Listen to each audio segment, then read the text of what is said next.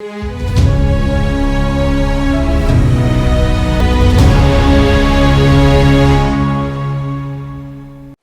दोस्तों, राजनीति की बातों में आपका स्वागत है। मैं हूं आपका दोस्त धर्मेंद्र कंवारी। दोस्तों, रोजाना 3 बजे राजनीति की बातों का ये जो सिलसिला है हमारा, इसको चलते हुए करीबन 2 साल हो चुके हैं। और 2 साल में आप में से बहुत सारे मित्र ऐसे हैं जो हरियाणा पे की जो राजनीति है इसके बारे में लिखी किताबों के बारे में मुझसे कई बार पूछ चुके हैं। मैंने कई वीडियो भी उसके लिए डाले हैं। और एक ये जो किताब है मेरे हाथ में जो आप देख रहे हैं, इसका नाम है पॉलिटिक्स ऑफ चौधर, और इसको लिखा है हरियाणा के बहुत ही वरिष्ठ पत्रकार डॉक्टर सतीश त्यागी जी ने। आज से अगले कुछ दिनों तक पॉलिटिक्स ऑफ चौधर के महत्वपूर्ण जो चीज़ें हैं वो मैं आपके सामने लेकर आऊँगा। और दोस्तों, इस किताब को हरियाणा में जो पिछले 100 साल की महत्वपूर्ण राजनीतिक जो घटनाक्रम हैं वो सब इस किताब में हैं, और बहुत मेहनत और तरीके से ये किताब लिखी गई है।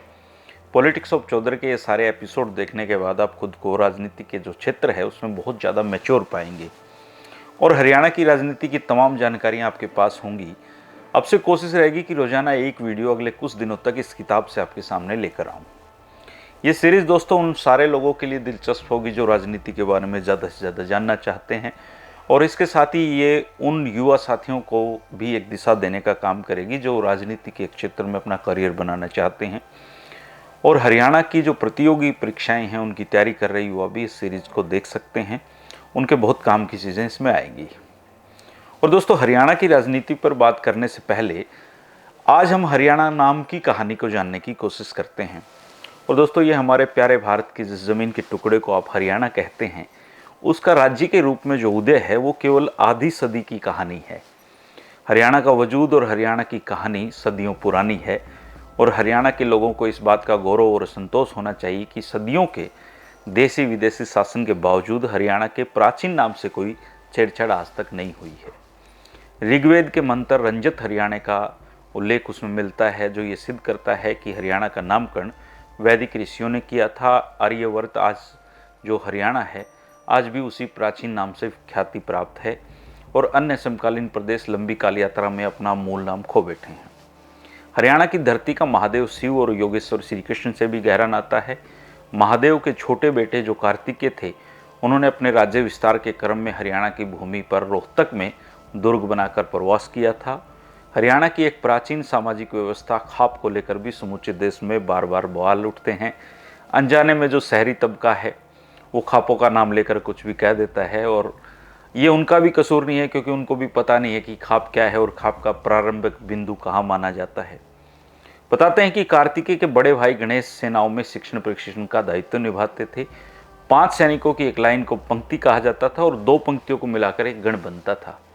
इस तरह गण बनाने के कारण इसका नाम गणेश पड़ा, और ये गण ही भविष्य में खाप कहलाया।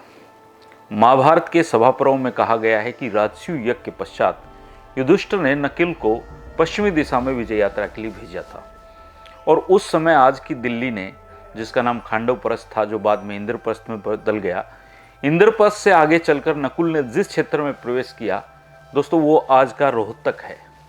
और नकुल ने यहाँ स्थित कार्तिकेय के भवन पर चढ़ाई की, और उस कालखंड में यह प्रदेश अत्यधिक सुंदरता लिए हुए था और धन धान्य से परिपूर्ण और गौओं से समृद्ध था। महाभारत के सभा पर्व के अनुसार नकुल को सूरों और मत्सुरकों से भारी युद्ध करना पड़ा, जो उस समय इस क्षेत्र में बसने वाले क्षत्रियों के वंश माने जाते थे। उस समय हरियाणा के 2 भाग थे, एक मरुभूमि और एक बहुधान्यक। इसलिए एक भाग मरु अर्थात रेगिस्तान था, और दूसरा बहुधान्यक अर्थात भारी मात्रा में धन उपजाने वाला क्षेत्र।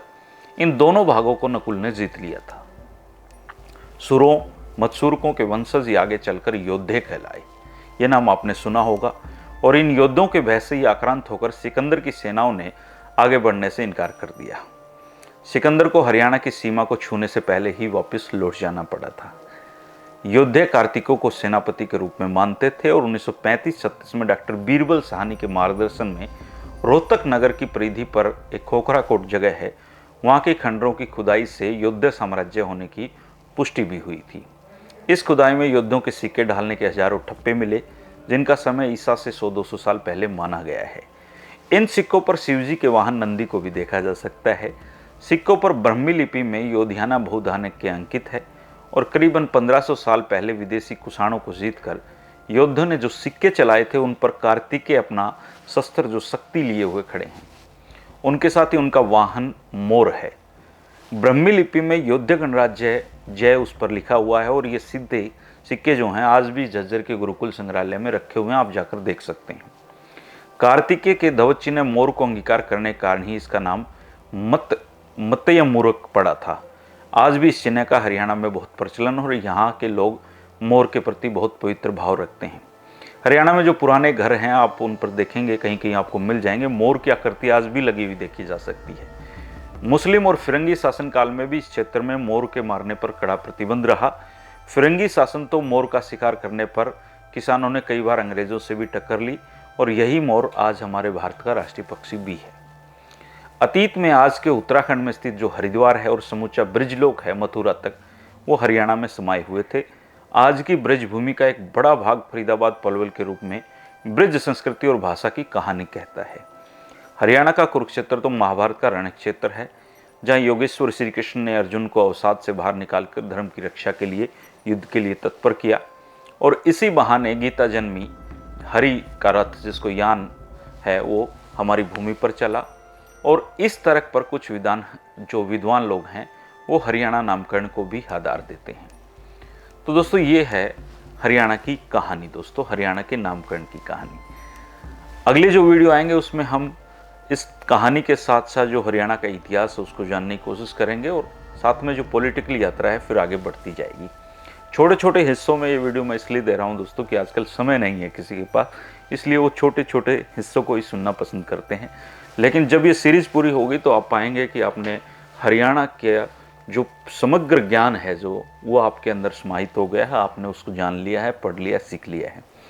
दो काम आप जरूर करें, किसी वीडियो को ना छोड़ें क्योंकि एक वीडियो दूसरे से जुड़ा हुआ होगा। और दूसरा काम यह है कि अपने बहुमूल्य सुझावों को कमेंट बॉक्स में बताते रहें। वीडियो पसंद आ रहे हैं तो भी बता दिया करें, कोई बदलाव करना है तो वो भी बता दिया करें।